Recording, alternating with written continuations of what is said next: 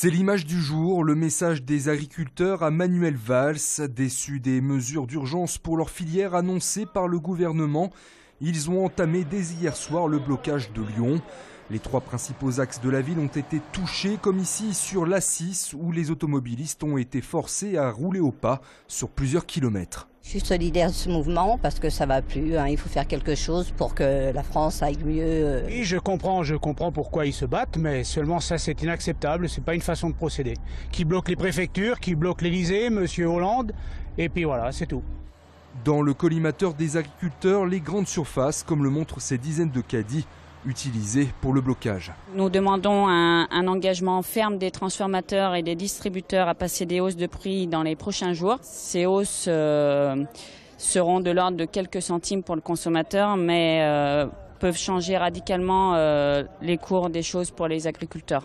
Aujourd'hui, depuis 20 ans, à chaque crise, on a une réponse de désendettement. On voit bien que chaque fois qu'on désendette, si on ne ramène pas de la valeur ajoutée et du revenu dans nos exploitations, c'est une vision à court terme et on ne peut pas entendre qu'un gouvernement ait une vision à court terme de son agriculture. À la mi-journée, on comptait plus de 30 km de bouchons cumulés sur l'ensemble de l'agglomération lyonnaise. En milieu d'après-midi, les agriculteurs ont levé leurs différents barrages pour ensuite converger tous ensemble vers la confluence à Lyon. C'est là qu'était attendu le président de la FNSEA, Xavier Belin, qui a pris la parole devant ses troupes. Alors mon premier message, il est simple. Des prix, encore des prix, toujours des prix. C'est le premier message et nous le martelons depuis des semaines et des semaines. Alors la situation, quelle est-elle ce soir ? Nous avions fixé un premier palier en viande porcine, 1,40 € au cadran. L'euro 40, ce soir, nous l'avons au cadran. Mais ça n'est pas suffisant. Ça n'est pas suffisant parce qu'à 1,40 €, on ne gagne pas encore sa vie. Et il faudra durer sur ce niveau de prix. Deuxième échéance, la viande bovine. Nous n'avons fait que la moitié du chemin, pas plus. Certaines enseignes, que certaines entreprises, oui, ont joué le jeu. D'autres non. Il nous faut maintenant repérer celles qui ne jouent pas le jeu.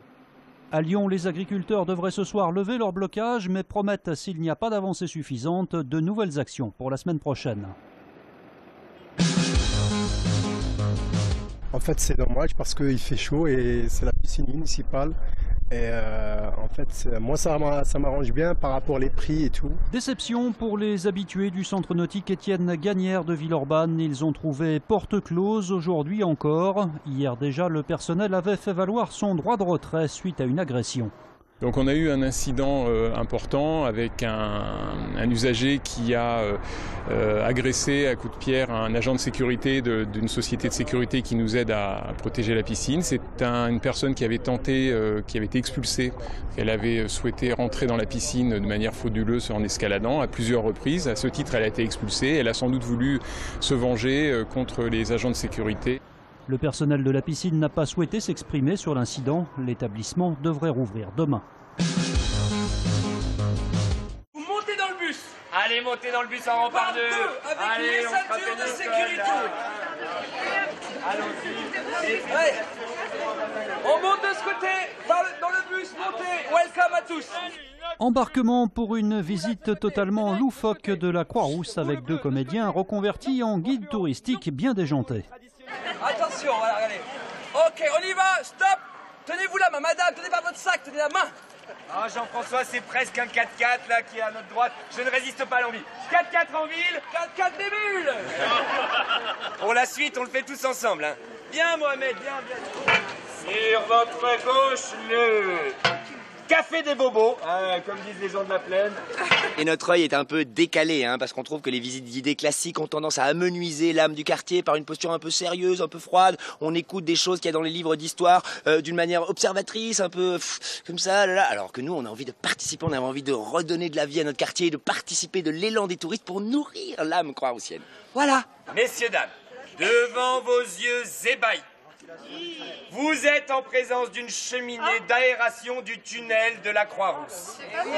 Ça nous permet de découvrir un peu le quartier, étant pas lyonnais, mais plutôt stéphanois, avec quelques pics au passage sur nos origines, et puis avec un super temps, dans une très bonne ambiance, un groupe très sympa. Là, on avait plus de 200 personnes. Ouais, c'est à prix libre, sans réservation, un esprit un peu libertaire, on peut croire aussi, on vient s'encanailler à la Croix-Rousse. Et tout le monde est bienvenu en plus. Voilà.